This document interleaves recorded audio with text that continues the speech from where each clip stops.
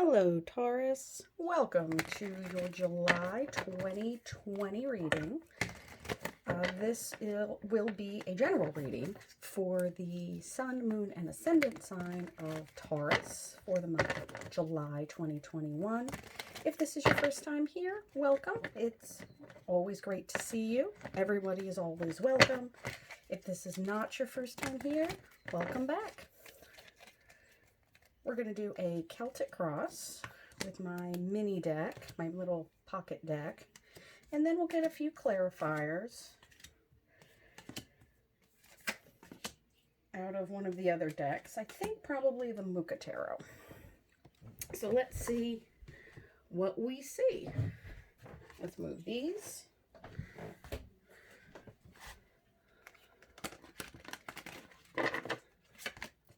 Two, three, four.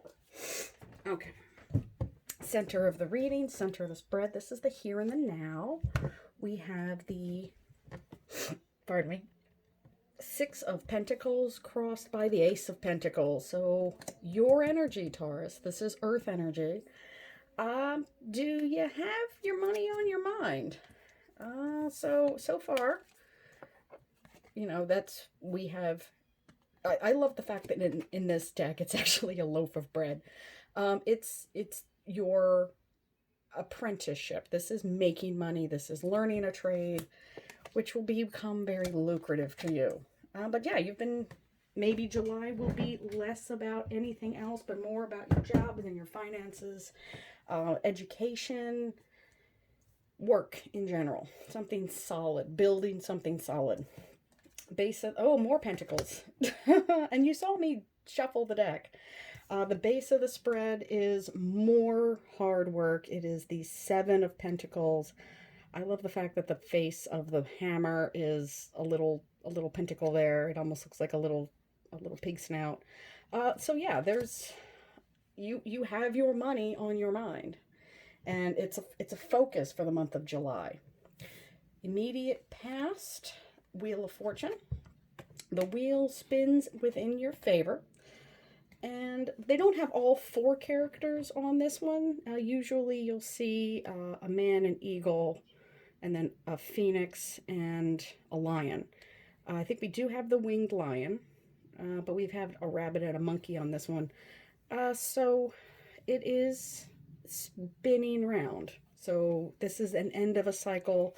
This is a circular path that is spinning.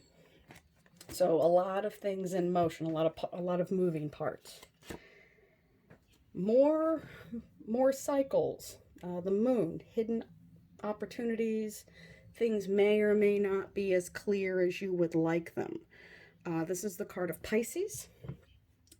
And whenever I see and there you go, there's the little Pisces sign. I like to think whenever I see a bird in a reading or on a card, it represents freedom. This is an owl. Wisdom in addition to that. Birds can just go wherever they want. So wisdom with freedom. As long as you see the opportunities and see, I mean, there's circles in every single one of these cards so far. So cycles beginning and cycles ending. But yes, freedom and wisdom coming together. I like that. Immediate future. 10 of Wands, another cycle ending. He has harvested all of this grain. These are often seen as just a bundle of sticks.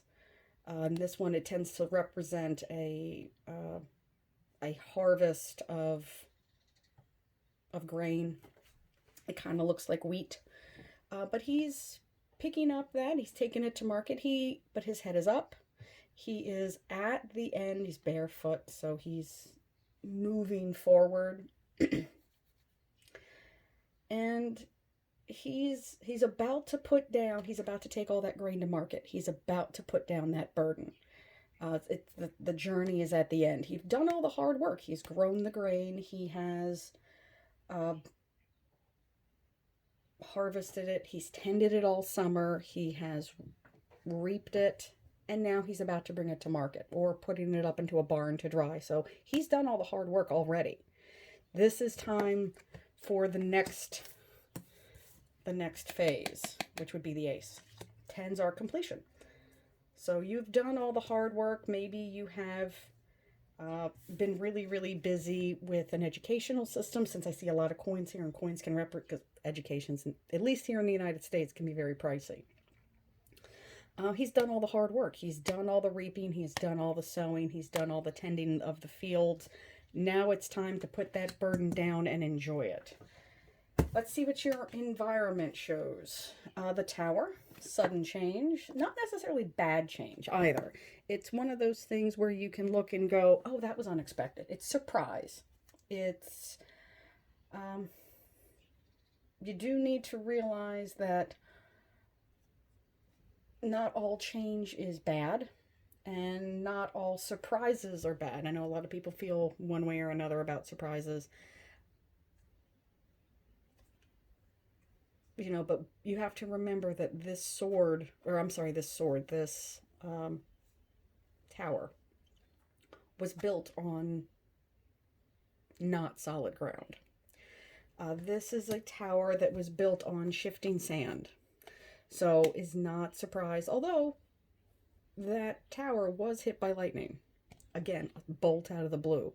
Not necessarily bad. You know, surprises happen all the time. Surprise parties. Who doesn't love well, a lot of people don't like surprise parties. But it is I like to think of this as a good surprise. At least there's something that is positive that you can take from it. And also, we have the Three of Swords.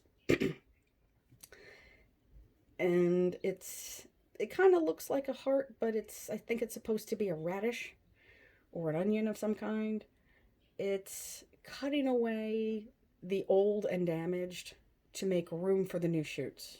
In the traditional Rider-Waite, this is the heart being stabbed by three swords. So I like this one better. It's a little less gory, it's a little less violent, but it's the same opportunity. So he's cutting away the kind of yellowed, not really healthy leaves, but these shoots will come back into something healthier. I like that. A little stronger of a plant. I like that. Hopes and fears. Justice. Card of Libra. And with this card, she is balancing, or this figure is balancing, apples to oranges. Very important that you remember what you are trying to bring into balance. Are they the same thing? Are they, and she's balancing on one foot. So make sure that you're looking at all things equally, simply because, again, a lot of people don't, balance apples to oranges, as it were. They think, well, you have 5 and you have 5, but that doesn't necessarily equal 10. That could just be 5 and 5. So be fair to yourself, be fair to your community. Look at things from an objective perspective, so from a fair perspective, but make sure that everything is equaling up. Again, you're not trying to balance apples with oranges here. Overall outcome. Oh, the Empress. And this is a beautiful version of the Empress. She is Mother Nature herself. She is bringing forth beauty. She's bringing forth abundance. She is literally birthing and growing these flowers out of her own arms. She's Venus. She is the divine feminine. She really does represent all that is within balance. So these two cards do kind of align. You'll notice that her leaves and her branches are pretty equal. They come up to the same place, give or take. They both have a sunflower each. So it's, they've got 2 flowers here, 2 of these blue flowers. There's 1, but there's extra leaves on this side. It's really a beautiful card of abundance and being thankful and You know, you've done all, like I said, you've done all the hard work. It's just now a matter of really taking the next step, going towards that ace. Let's see what else we have. Oh, yes, the Page of Wands. We have the Page of Cups. We have the Knight of Swords. And we have the Ten of Swords. Another ending. Be it painful, be it particularly gory in this version. You can kind of see that there's kind of no point in actually stabbing this guy. He is done, but dawn is breaking. He's moving on to the next chapter. He's literally moving on. We have the Knight of Swords. He does have his freedom. He does have his phoenix wings. He does have the birds here.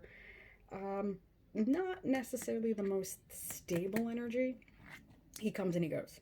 And he is very communicative. He comes in, he charges in like this. Where did it go? This bolt of lightning.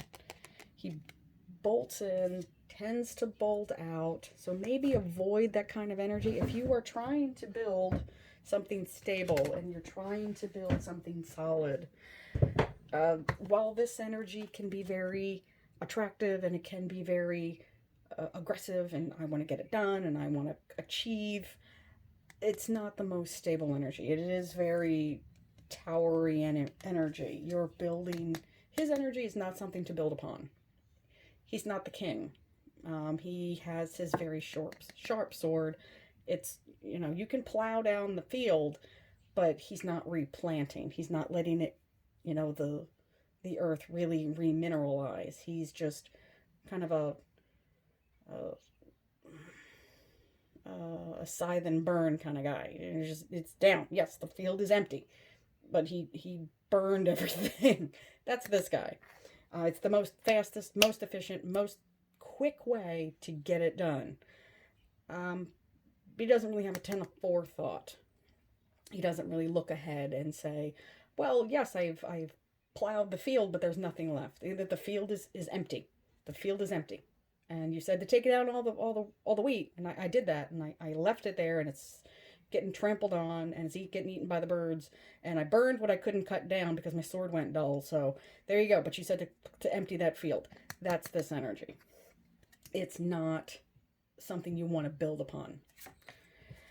On the other hand, not really this energy either. This over emotional, hey, look at me, this is how I feel, and yeah, and I want to tell you that I'm this really, really good person, and I want to, you know, it's slower than the Knight and the Page of Swords. It's slower energy. Let's put these two together. They do have that similar energy. If you want to build something solid, if you want to build this ace, if you want that to go forward, you need mature energy. That's my point. You need that completion energy. You need something to build upon, not just a lot of emotion, not just a lot of activity. Pardon me. Not just a lot of activity. You need something solid. You need some mature energy. I will leave it there, Taurus. I've taken up enough of your time. I know your earth signs are busy. I will see you next time. If you found this helpful, please let me know. I see good things. I see balance. I see abundance. I see new starts. An ending that has, you know, been very painful for you, but it's at an end. It's at an end. So just look forward to this lovely little lucky penny. And I will see you next time. Bye, family.